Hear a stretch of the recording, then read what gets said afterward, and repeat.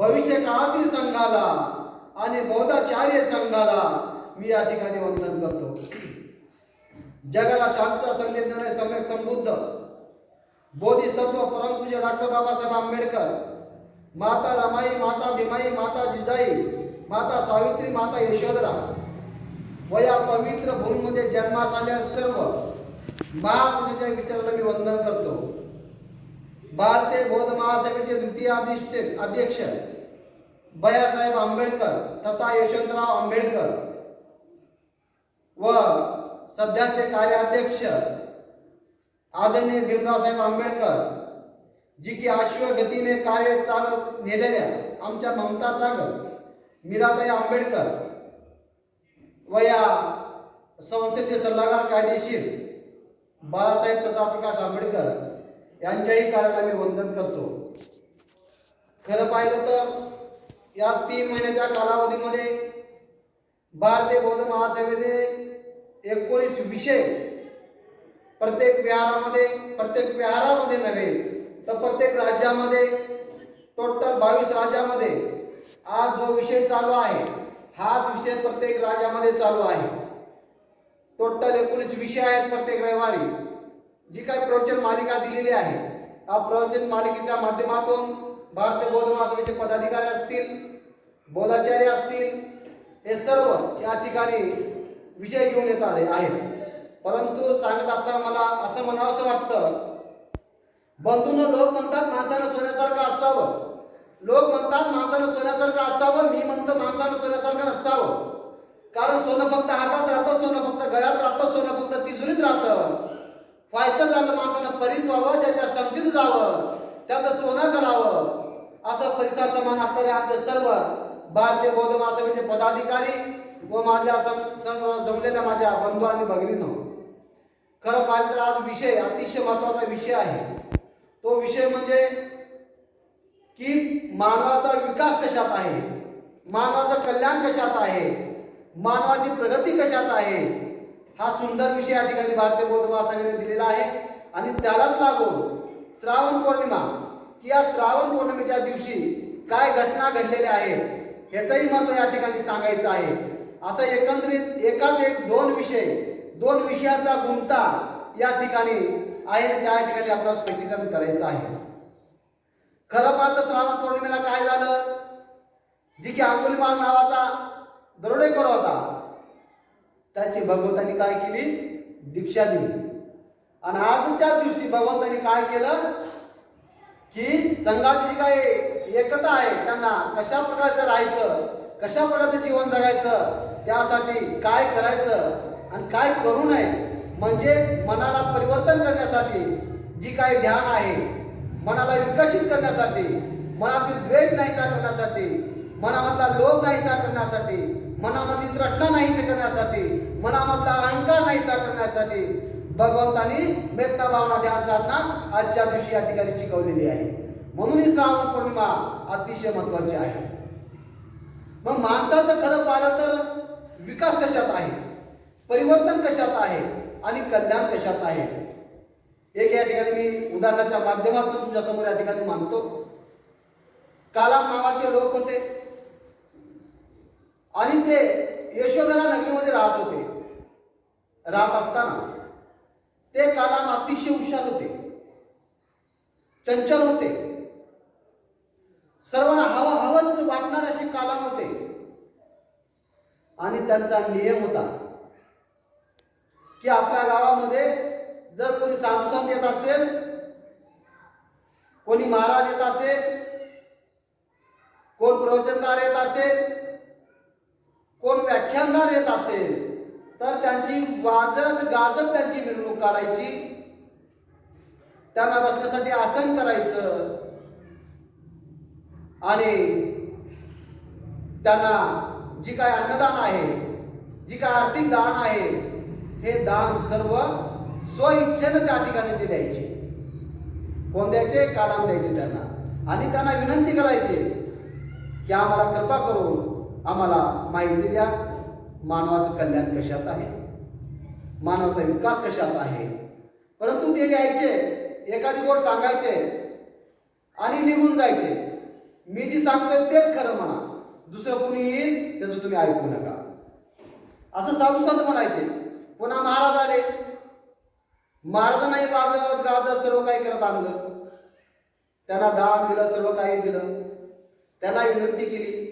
त्यांनी सांगितलं मी जी काय सांगतोय तेच सत्य आहे, दुसरं कुणी जे येतोय त्याचं तुम्ही ऐकू नका, तो खोटं सांगेल. पण काही काळानंतर काय झालं, भगवंत त्या ठिकाणी कालाम नगरीमध्ये निघालेले होते. आणि भगवंत कालाम नगरीमध्ये निघाले असताना त्या कालामाला कळालं की भगवान आपल्या गल्लीमध्ये येत आहे, आपल्या नगरामध्ये येत आहे. त्यावेळेला सगळे कालाम एकत्र आले. वाजत गाजत फटाक्याच्या आस्तीबाजीमध्ये त्या भगवंताला गावामध्ये घेऊन आले. त्यांना बसण्यासाठी आसन दिलं, त्यांना पिण्यासाठी पाणी दिलं आणि भगवंताला म्हणायला लागले की भगवान अवधूत साधू संत आले, त्याला मी अन्नदान दिलं, पैशाचं दान दिलं, सर्व काही दिलं. आणि त्यांना आम्ही सांगितलं की माणसाचं कल्याण कशात आहे सांगा भगवान, माणसाचं परिवर्तन कशात आहे सांगा भगवान. म्हणून त्यांना विचारलं तर त्यांनी काही सांगितले नाही, फक्त एवढंच म्हणले मी जी काय सांगतो तेच ऐका, बाकी येणारं सगळ्याचं खोटं आहे. महाराज आले ते सांगितले, पंडित आले ते सांगितले. तर भगवान कृपा करून आम्हाला सांगा की मानवाचं कल्याण कशात आहे, मानवाचं परिवर्तन कशात आहे, कृपा करून आम्हाला भगवान तुम्ही सांगा. त्यावेळेला भगवान स्मित हास्य केले, मनातल्या मनात हसले आणि भगवंत त्या ठिकाणी म्हणायला लागले, हे कालामानव, मी तुम्हाला काही प्रश्न विचारतो, तुम्ही काय करा, तुम्हाला जमेल त्या शब्दामध्ये, जमेल त्या भाषेमध्ये, जमल तसं तुम्ही मला काय करा, उत्तर द्या. कालाम तयार झाले. विचारा भगवान, आम्ही उत्तर द्यायला तयार आहोत. भगवंताने पहिला प्रश्न विचारला. भगवंत म्हणाले की हे कालामानव, ज्या माणसाच्या मनामध्ये लोभ आहे ते माणसं चांगले की वाईट? ते कालाम म्हणाले भगवान हे तर सर्व लोक वाईट आहेत. बरं, मग ज्या माणसामध्ये लोभ आहे ते माणसं सुगतीला जातील की दुर्गतीला जातील? तर ते सर्व माणसं काय करतील, दुर्गतीला जातील. भगवान पुन्हा प्रश्न भगवंत विचारतात की जे विचारवंत आहेत, जे पंचशीलाचं पालन करतात, जे विद्वान आहेत, ते लोक लोभी माणसाला चांगलं म्हणतील की निंदा करतील? तर त्याची निंदा करतील, त्यांना वाईट म्हणतील. पुन्हा म्हणाले की हे कालामानव, असे जर लोक त्यातच मेले तर त्यांना लोक वाईट म्हणतील की चांगले म्हणतील? तर त्यांना वाईट म्हणतील. म्हणून भगवंत म्हणाले की हे कालामानव, तुमच्यामध्ये जी काही लोभ आहे तो लोभ नाहीसा करा. लोभ नाहीसा केला म्हणजे तुमचं या ठिकाणी काय होईल, कल्याण होईल, तुमचं परिवर्तन होईल, तुमचा विकास आणि विकासच होईल. त्यानंतर दुसरा प्रश्न विचारतात भगवंत की हे कालामानव, ज्या माणसाच्या मनामध्ये द्वेष आहे ते माणसं चांगले आहेत की वाईट आहेत? ज्या माणसामध्ये द्वेष आहे ते सुगतीला जातील की दुर्गतीला जातील? असे ज्या वेळेला प्रश्न विचारले तेव्हा ते सर्व कालाम तेच उत्तर द्यायला लागले. म्हणून म्हणाले भगवत की हे कालामानव, तुमच्या मनामध्ये जे काय द्वेष आहे तो द्वेष नाहीसा करून टाका. तुमच्या मनामध्ये जे काय अहंकार आहे ते नाहीसा करून टाका. आणि तुमच्यामध्ये जे काही तृष्ण आहे ही नाहीसा करून टाका.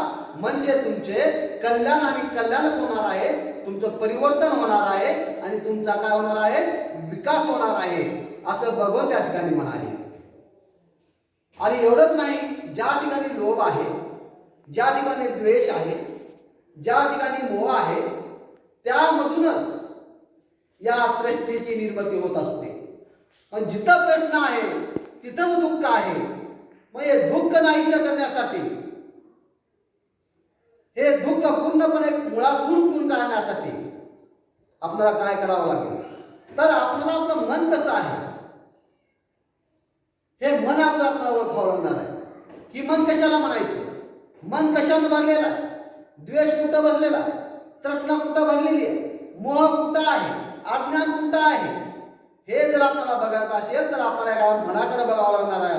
म्हणून एका ठिकाणी बहिणाबाई चौधरी म्हणतात, मन वढाय वढाय उभ्या पिकातलं ढोर, किती हाकला कला फिरियत पिकावर, मन मोकाट मोकाट त्याच्या ठाई ठाई वाटा, जशा पानानं चालल्या पानावर रे लाटा, मन जहरी जहरी याच न्याय रे तंतर, आरी तू साप भरा त्याले उठारे मंथर.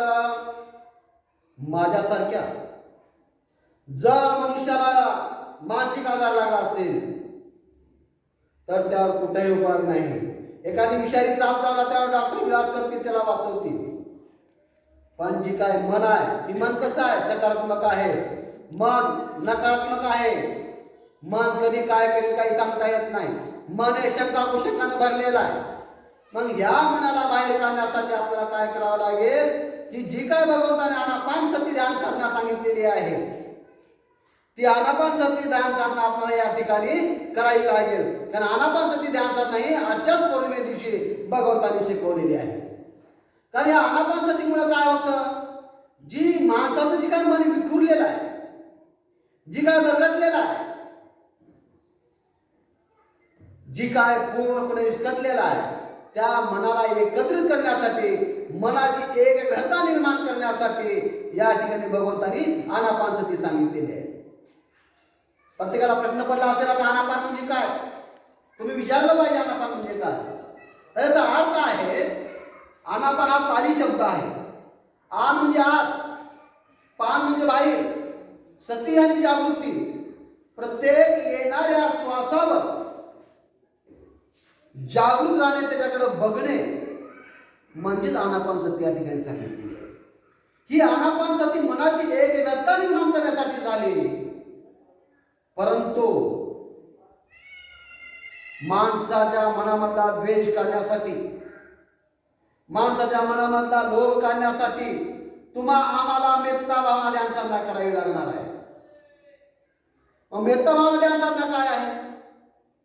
मेत्ता याने मैत्री, भावना याने विकास. माझ्या मैत्रीचा मला विकास करावा लागणार आहे. मग तो कसा विकास करावा लागणार आहे? माझ्या स्वतःप्रती मला मैत्री करावी लागणार आहे. माझ्या मित्राप्रती मला मैत्री करावी लागणार आहे. श्रेष्ठ व्यक्तीप्रती मला मैत्री करावी लागणार आहे. माझ्या शत्रूविषयी मला मैत्री करावी लागणार आहे. माझ्या दुश्मनाविषयी मला मैत्री करावी लागणार आहे. आणि एवढंच नाही, या परिसरातील, पूर्ण जगातील, पूर्ण विश्वातील दिसणारे प्राणी असतील, न दिसणारे प्राणी असतील, सरपटणारे प्राणी असतील, अभयचर प्राणी असतील, पक्षाचा थवा असेल, चिमण्याचा चिंचवट असेल, दिसणारे न दिसणारे सूक्ष्म असले सूक्ष्म सजीव, या विषयी आपल्याला मैत्री करावी लागेल. जेव्हा आपल्यामध्ये मैत्री वाढेल त्यावेळेला कुठं आपला विकास नाही, विकासच होणार आहे. जर आपण हे नाही केलं तर आपल्या मनामधलं परिवर्तन होणार नाही, आपला विकास होणार नाही, आपलं काहीही होणार नाही. आम्ही सहज म्हणतो, काय म्हणतो? पानाती पाता वेरमणी शिकापदं समार्यामि. आम्ही म्हणलो, काय म्हणलो? काय म्हणलो माहित नाही, पण एखाद्याने सांगितलेलं की असं तुम्ही हिंसा करू नका.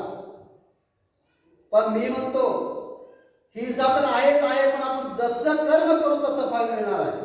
जे पेरल ते उगवणार आहे.